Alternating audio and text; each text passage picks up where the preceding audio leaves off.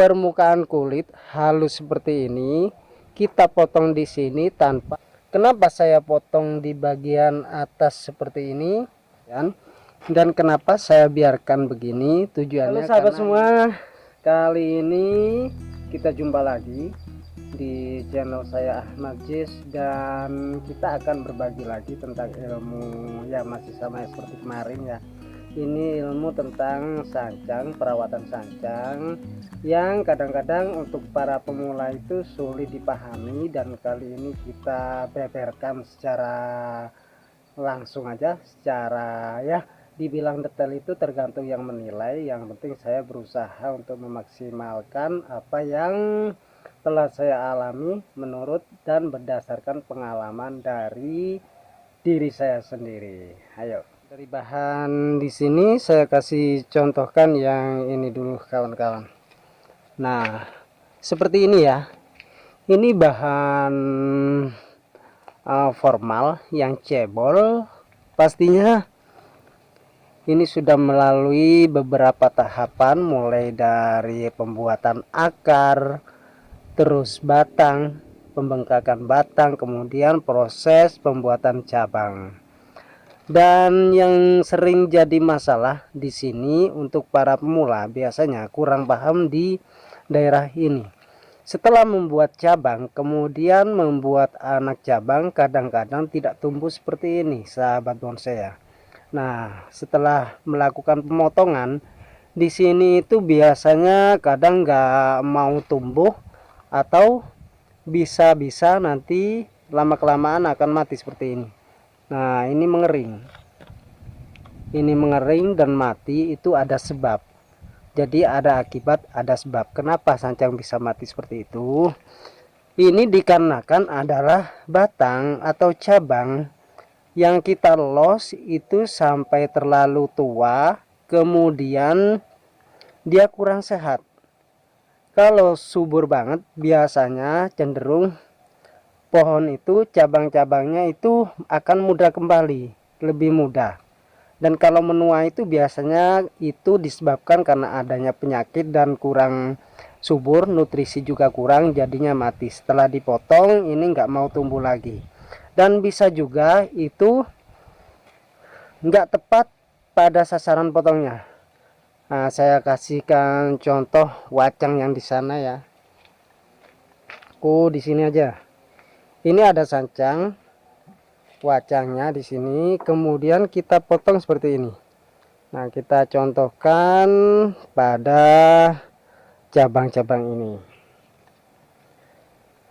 Nah, kalau mudah seperti ini, kemudian ada mata tunas sebelah sini, kita potong itu masih tumbuh. Tapi kalau sudah menua dan halus, permukaan kulit halus seperti ini, kita potong di sini tanpa memperhatikan ada titik mata tunas, itu yang jelas pasti nggak tumbuh.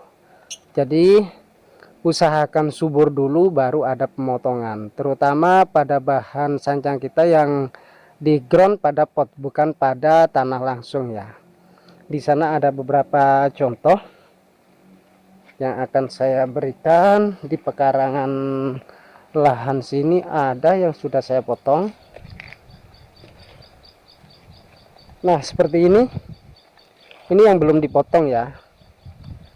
Nah, ini dalam kondisi subur, ini kita lebih mudah untuk melakukan pemotongan. Contohnya seperti ini. Nah, seperti yang di bawah ini kan kulitnya cukup tebal, kambiumnya tebal, kemudian ini mata tunasnya ruasnya pendek-pendek. Jadi sewaktu dipotong ini akan mudah tumbuh. Kemudian untuk memperhatikan caranya gini teman-teman ya. Nah, mata tunas yang sebelah sini kira-kira nah seperti ini. Kalau mata tunasnya, calon mata tunas ini gemuk alias seperti jerawat yang besar, kemudian kita potong sebelah atasnya sini, ini pasti tumbuh.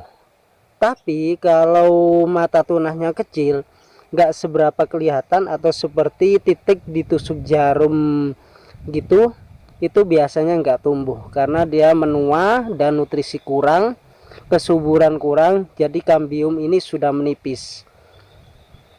Dan alhasil sewaktu kita potong itu nggak tumbuh. Dalam kondisi subur seperti ini sangat gampang sekali untuk sancang bisa tumbuh ya. Jadi sewaktu kita memproses suatu bahan itu kita lihat dulu kondisi kesuburannya itu seperti apa, sudah memenuhi syarat apa belum untuk dipotong, dan kambiumnya tebal apa enggak, itu juga harus diperhitungkan agar kita itu bisa membuat bonsai secara maksimal dan lebih gampang lagi dan lebih cepat lagi pastinya. Di sini dari sekian bahan yang sudah saya dongkel itu sudah lumayan sukses semua ya.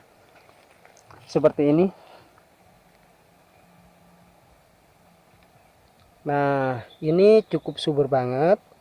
Kenapa saya potong di bagian atas seperti ini dan bawah saya pelihara supaya yang di bawah ini bisa bengkak ya sahabat bonsai. Kalau ini bengkak otomatis karena ini saya membuatnya nanti pengennya bogel harus seperti ini. Kalau ada yang tumbuh di bawah-bawah ini kita biarkan los dulu, nanti kalau memang sudah titik tumbuh yang kita harapkan sudah muncul seperti ini, nah ini kalau di sini sudah bengkak kita potong yang ini, kemudian kita biarkan dan sisakan salah satu. Kalau memang larinya mau ke sana, jadi ini buat cabang pertama, kemudian ini untuk cabang kedua, sekaligus asnya di sini nanti topnya. Ini nanti pasti kalau sudah besar kan di sini nutup.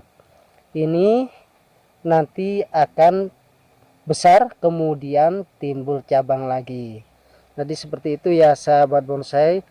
Kita memotong itu enggak asal potong, perhatikan kesuburannya dulu. Kemudian setelah pemotongan itu harus tetap dikondisikan subur enggaknya suatu pohon. Nah seperti ini ada beberapa pohon yang diliarkan ya. Nah contohnya seperti ini. Nah ini cabang yang paling subur daripada yang ke atas. Kemudian kalau kita potong di sini, karena ini mata tunasnya cukup terepes dan kecil banget seperti disuntik jarum, ini kemungkinan besar tidak akan bisa tumbuh. Yang sebelah sini ini lebih subur. Jadi sebelum menumbuhkan tunas yang ini, secara tidak langsung nutrisi yang terserap akan ke sini sahabat bonsai. Ini yang paling menang daripada ini. Dan sini tidak akan tumbuh karena kalah nutrisi sama yang sini. Dan untuk yang paling atas ini kan subur. Nah kalau paling atas subur seperti ini, kambiumnya tebal, ini bisa tumbuh dengan mudah. Dan solusinya kita kembali ke pohon yang tadi, yang di polybag tadi. Saya akan contohkan bagaimana solusi dari cabang yang tidak tumbuh. Otomatis kita harus membuat cabang baru lagi, dan caranya seperti ini kawan-kawan. Ini untuk bagian depan kan sudah saya putar dulu. Nah ini bagian depan sudah oke, cabang pertama sudah, cabang kedua sudah, kemudian ini anak cabang sudah ada di sini sebagian. Dan kenapa saya biarkan begini, tujuannya karena ini adalah untuk cadangan cabang yang tidak tumbuh.